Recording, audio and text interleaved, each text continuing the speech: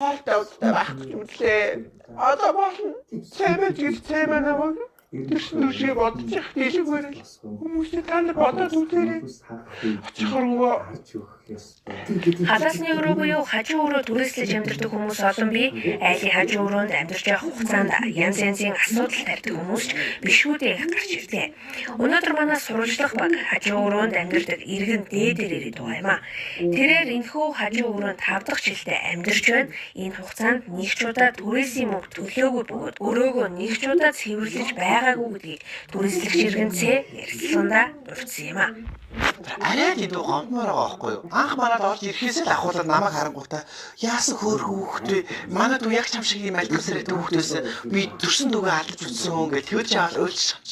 Тэгээ би чи эмхтэй хүн чинь уйлдах юм байгаа үст. За манад ор гэл би урьдчилаа нэг ч төгрөг аваагүй оруулсан. За тэгэл 2 3 сар боллоо. Төрөөсөө